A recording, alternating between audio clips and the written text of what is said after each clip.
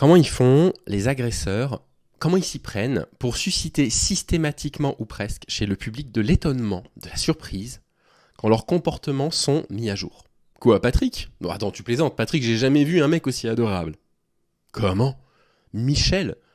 Mais enfin, Michel, c'est un blagueur, rien de plus. Attends, Patrick Michel ? Mais non, Patrick Michel, je le connais depuis 10 ans, je l'ai jamais vu agresser personne. À part un noir.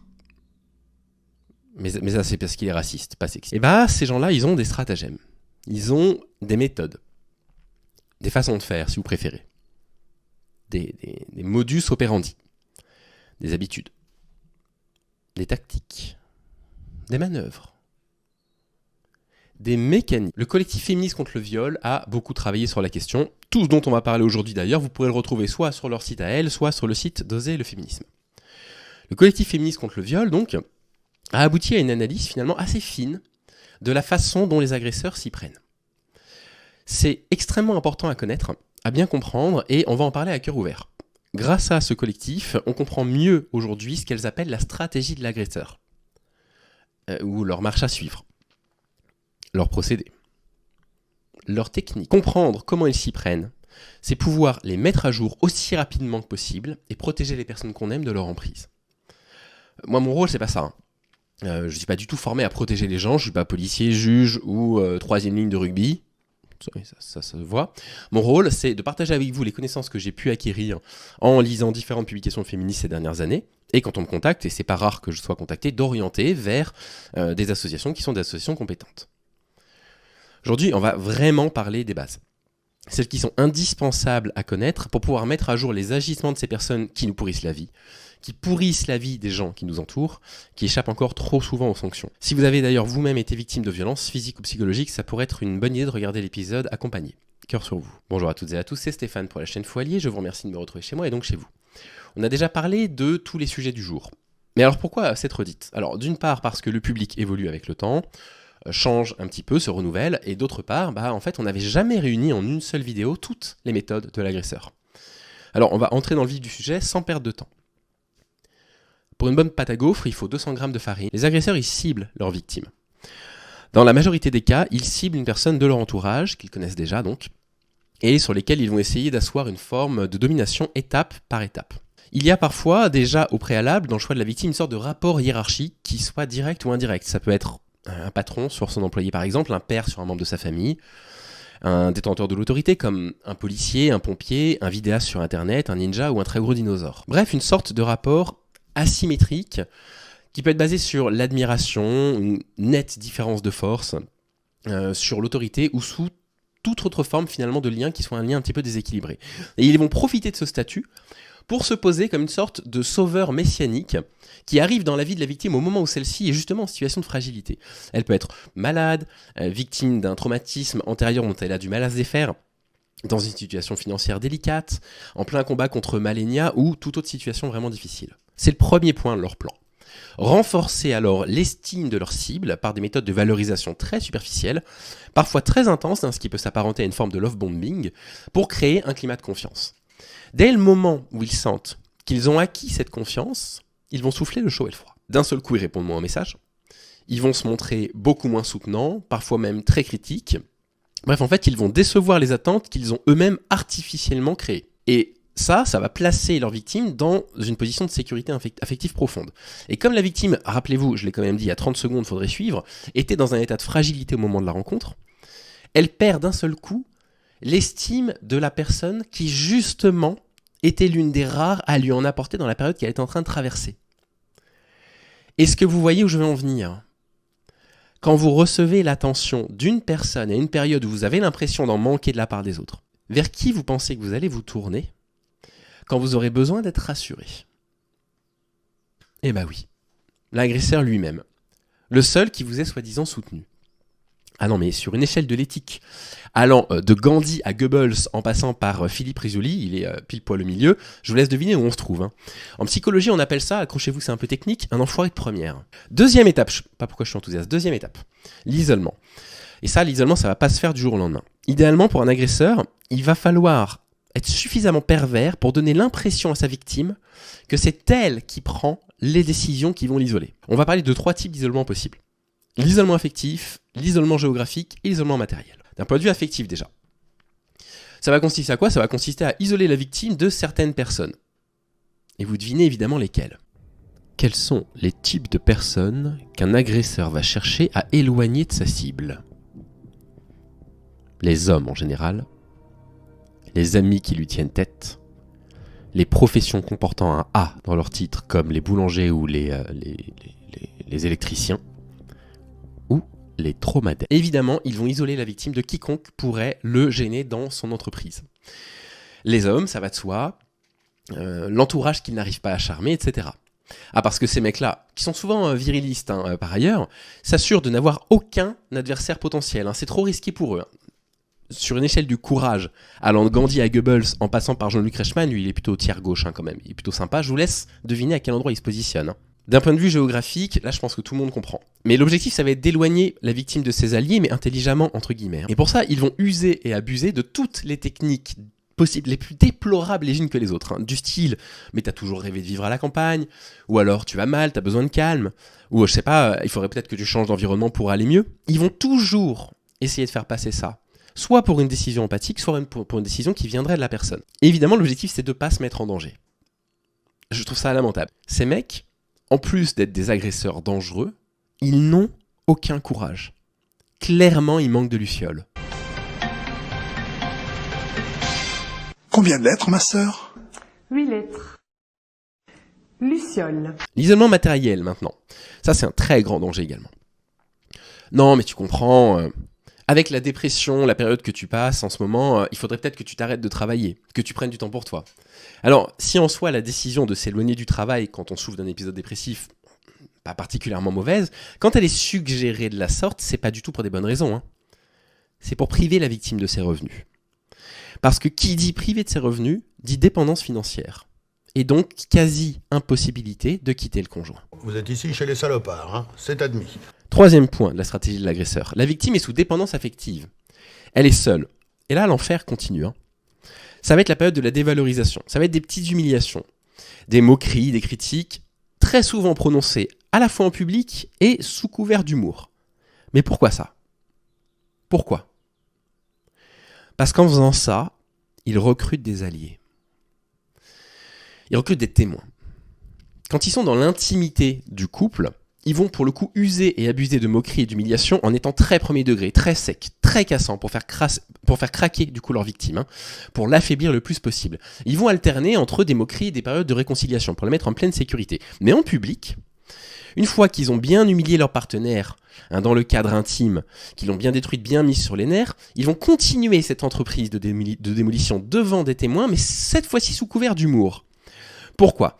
Parce qu'il a besoin de faire craquer sa conjointe après une pique qui pourrait relever, entre guillemets, d'humour. Et là, il pourra dire devant tout le monde, regardez, elle exagère, elle est un peu folle. Je fais juste une petite pique d'humour et elle s'emporte. Et en agissant comme ça, l'agresseur s'assure que le jour où la victime décide de parler, elle ne soit pas crue, ou moins crédible aux yeux des autres. L'autre objectif, c'est de la pousser à bout pour faire en sorte qu'elle s'écoute de moins en moins, qu'elle se fasse de moins en moins confiance, et qu'à terme, elle finisse par se plier à tous ses caprices, par peur de reprovoquer sa colère. Ah mais, attendez, ce qui est encore pire, parce que la victime, parfois, quand elle en a la force, elle se révolte. Mais même pour ça, ils ont une réponse toute prête. Et cette réponse, elle tient en 5 lettres. Crêpe. Non, ça s'appelle le Darvaux. Avant de parler du Darvaux, le 4e point. En cas de révolte, de colère de l'autre, il va renverser la culpabilité, l'agresseur. Si t'avais fait ce que je te demandais, je me serais pas mis en colère. Si t'avais couché avec moi quand je te l'avais demandé, je t'aurais pas ignoré pendant plusieurs jours, etc. Ça peut vous paraître gros, surtout pour les mecs qui sont toujours dans la contradiction avec moi, mais figurez-vous que ce truc-là, il a été quand même théorisé. Le Darvaux, maintenant. D, c'est pour deny. Nier en anglais. A, c'est pour attaque. Attaque en anglais et en français. RVO, c'est pour Reverse Victim and Offender. Donc renverser la position de victime et d'agresseur. Démonstration. Vous avez la femme qui va voir son compagnon en lui disant, et elle va pas bien, en essayant d'être le plus doux possible, le plus englobant pour pas provoquer sa colère, J'ai pas aimé la façon dont tu t'es comporté hier, tu as crié, ça m'a fait peur. Réponse. Pardon ? Crier ? Excuse-moi, mais à mon avis, on n'a pas les mêmes souvenirs de ce qui s'est passé. Hein. Ça, c'est le D pour deny. Tu veux que je te rappelle ce qui s'est passé ? T'es rentré avec 15 minutes de retard sans me prévenir. Ça, c'est très irrespectueux de ta part. Attaque. Tu sais dans quel état j'étais hier en t'attendant ? Tu sais le stress que j'ai pu vivre ? Renversement entre la victime et l'agresseur. Le déni des faits, le D de Darvaux, ça se rapproche grandement d'une autre technique qu'on appelle le gaslighting. Le gaslighting, c'est défini comme étant une forme d'abus mental dans lequel l'information elle est déformée ou présentée sous un jour différent, omise sélectivement pour favoriser l'agresseur ou carrément faussée dans le but de faire douter la victime de sa propre mémoire et même de sa santé mentale. C'est des petites phrases du style « Non, j'ai jamais dit ça ». C'est toi qui t'es mise en colère. Tu m'as mal entendu. T'es névrosé. Je suis pas le seul à penser ça. Tu exagères. T'as un problème, etc. L'autre grand truc de leur stratégie qui rejoint ce 4e point, et attention c'est abject, c'est de prétendre qu'ils ne s'étaient pas rendus compte qu'ils avaient eu un comportement anormal. Ah, vous comprenez, Ils pensaient faire plaisir à leurs abonnés mineurs en les recevant chez eux. Ils pensaient que c'était de l'amour d'insister pour du sexe. Ils pensaient que c'était de l'amour avec des enfants. On l'entend ça. Ils pensaient que c'était de l'amour, ils le disent. Ils pensaient que c'était pour leur bien. Vous voyez le niveau d'ordure ? Sur une échelle qui va de Gandhi à 5e et dernier point, et promis après on arrête parce que j'ai vraiment plus du tout envie d'en rire, ils insécurisent la victime et ils verrouillent leurs secrets. Alors insécuriser la victime, ça veut dire quoi ? Ça veut dire user de leviers pour créer de la terreur. Ça va être menacer de la licencier s'il y a un rapport hiérarchique, menacer de s'en prendre aux animaux de compagnie, menacer de faire mal aux enfants, menacer de partager leurs échanges intimes, etc. Ah ouais, non, mais plus l'épisode avance et moins il y a de blagues, on se demande pourquoi. Et verrouiller le secret, qu'est-ce que c'est ? Déjà en fait, c'est en partie fait depuis l'isolement de la victime, mais ça se concrétise de plus en plus en instaurant une sorte de climat cataclysmique total pour empêcher la victime de parler. Ça va être des phrases du style « si t'en parles, ça va détruire la famille », si jamais c'est une agression dans le cadre de la famille. Ou « si tu racontes tout, plus personne ne voudra te parler ». Ça peut être, pour s'assurer que le sujet soit complètement verrouillé, utiliser le rare entourage restant autour de la victime pour aller asseoir son propre narratif en premier, afin que la victime, elle, comprenne qu'elle ne pourra plus jamais en parler à personne, parce que les gens ne la croiront pas, penseront qu'elle est folle, etc. C'est les 5 étapes de l'agresseur. Alors on va conclure dans l'amertume et dans vraiment la mauvaise humeur, parce que décidément, chaque fois que je refous mon nez là-dedans, colère me reprend comme si c'était la première fois que je découvrais ces faits. Et bien en conclusion, protégez les gens qui vous entourent, bordel. Parlez aux hommes. Parlez aux hommes violents, psychologiquement, parce qu'on n'intervient pas auprès d'un homme violent physiquement comme ça, sans formation ou avec le corps que j'ai, à l'évidence. Mais si vous percevez ce genre de violence psychologique, intervenez, punaise. Rappelez la loi à ces mecs-là. Rappelez-leur que ce qu'ils font est illégal, que ce qu'ils font est même non moral. Et surtout, soyez un mec safe, c'est important. Pas un héros, c'est pas ce que je suis en train de vous demander, mais soyez un mec safe aux yeux des autres, pour que si un jour une femme de votre entourage ait besoin d'aller se confier à quelqu'un dont elle se dit « au moins cette personne-là va me croire », elle puisse le faire auprès de vous. Et si vous êtes malheureusement victime actuellement de ce genre de situation, de ce genre de personnage, vous avez dans la description de la vidéo, vous le savez, des liens qui mènent vers différentes associations qui peuvent vous aider. On sait que c'est dur, vraiment, on sait que c'est épouvantable, on vous souhaite juste le meilleur. Vous allez sortir de là. Le jour où vous allez en sortir, tout pourrait vous paraître vraiment pesant, sans saveur. Et très sincèrement, on vous souhaite de pouvoir vous soigner le plus vite possible de ça, parce que ça laisse des cicatrices pendant des années et des années. Et on vous souhaite de vous raccrocher et de vous rapprocher de tout ce qui peut vous redonner un peu de plaisir ou de joie au quotidien. Ça peut être retrouver des amis de longue date, se rapprocher de la famille, de la danse, de la musique, des balades, etc. Le chemin est très long, mais je vous assure que vous vous en remettrez. Courage. Linda la cumbia buena que me saca del dolor. A veces veo negro, otras veces va peor. Linda la cumbia buena que me saca del dolor.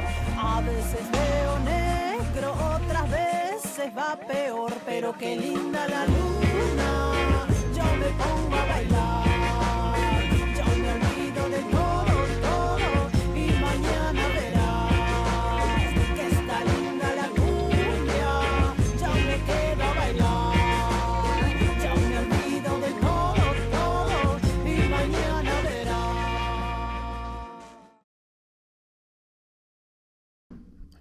Attendez.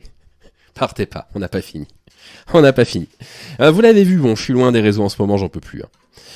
J'en peux plus de fou à chier, qui est vraiment, enfin, incroyable. Le moindre mouvement, toutes les vidéos sont sujettes à se moquer de moi. Alors sans me nommer, c'est un peu plus fin, mais à chaque fois on comprend qu'elle parle de moi. Je n'en peux plus de la communauté de l'autre qui est sur mon dos, donc je suis loin des réseaux sociaux. C'est pas facile pour moi d'être loin des réseaux sociaux, alors ça me ressource, mais d'un autre côté, je suis plus en contact avec vous, je suis même plus en contact avec les gens de mon propre Discord, parce que tout ça m'angoisse au plus haut point. Et donc je modère quasiment pas les commentaires, quoi. Et ça m'ennuie. Ça m'ennuie vraiment profondément parce que je sais très bien ce que vous allez répondre. Vous allez majoritairement me donner 3 grands arguments qu'on va numéroter. 1, 2, 3. Argument 1. Oui, mais pas tous les hommes. On sait, punaise, on sait. On sait, pas tous les hommes. On n'a jamais dit tous les hommes, pour commencer. Surtout, on parle pas de toi, là. On n'est pas en train de parler de toi qui est en train de regarder ma vidéo. On est en train d'expliquer que les faits de violence qui arrivent au commissariat sont majoritairement des faits de violence commises par des hommes sur des femmes. Et ça suffit pour faire système, pour pouvoir parler de violence masculine. Mais on n'est pas en train de parler de toi, on sait. On est au courant. Dos, les femmes aussi sont violentes. Alors ça, je l'ai tout le temps, sans blague, vous nous l'apprenez. Les femmes aussi sont capables de violence parfois. Mais sans plaisanter. Mais encore une fois, c'est pas le sujet. C'est pas le sujet. Le sujet, c'est la violence qui fait système. Et donc, vous qui êtes... vous n'allez pas essayer de nous ramener à chaque fois sur le sujet le fait qu'il y a des femmes qui usent de violence psychologique. Oui, et alors vous êtes en train de sous-entendre quoi ? Qu'on le sait pas ? Qu'on aurait moins d'empathie pour les mecs qui subiraient ça de la part d'une femme sous prétexte que c'est des mecs, mais c'est complètement faux. C'est pas parce qu'on parle de trucs qui fait système qu'on va pas mettre notre empathie sur des mecs quand ils subissent ça. Et Tress, tu es dans l'idéologie. Alors ça, je l'entends tout le temps. Mais tu es dans l'idéologie, mais les mecs... Mais évidemment que je suis dans l'idéologie. Mais vous êtes littéralement sur une chaîne qui essaye d'utiliser des outils développés par des femmes dans les courants féministes depuis 250 ans pour comprendre le monde qui nous entoure. Évidemment que c'est basé sur de l'idéologie. Simplement, pour pas que ce soit biaisé, ce que j'essaye de faire, c'est de travailler avec des trucs de sciences sociales. Histoire de me dire, ce que je dis, c'est pas juste de l'idéologie. Mais j'ai un scoop pour vous, vous aussi, vous êtes dans l'idéologie. Parce que quand vous allez lire vos articles de valeur actuelle que vous allez liker en expliquant que le wokisme c'est un cancer pour la société, là vous n'allez pas comprendre que c'est de l'idéologie, pour vous ça va être du bon sens, mais c'est aussi de l'idéologie. Vous appliquez une grille d'idées dans votre vision sur le monde. Évidemment que c'est de l'idéologie ce que je fais sur la chaîne. Je veux dire, vous tombez pas des nues quand même. En quoi c'est faux ? La question c'est en quoi c'est faux ? Alors vous dites tout le temps les chiffres sont faux, mais montrez-moi des chiffres qui prouvent le contraire. Voilà, je voulais juste répondre par avance à ces 3 commentaires, pardon de pas pouvoir y répondre de moi-même, il faut vraiment que je continue à me reposer et à rester un petit peu loin de ce milieu nocif. Je vous souhaite de prendre soin de vous, vous l'entendez, c'est pas encore tout à fait fini pour moi. Je vous souhaite en tout cas vraiment d'aller bien dans votre vie, j'espère que tout va bien pour vous, je vous dis à très vite, salut.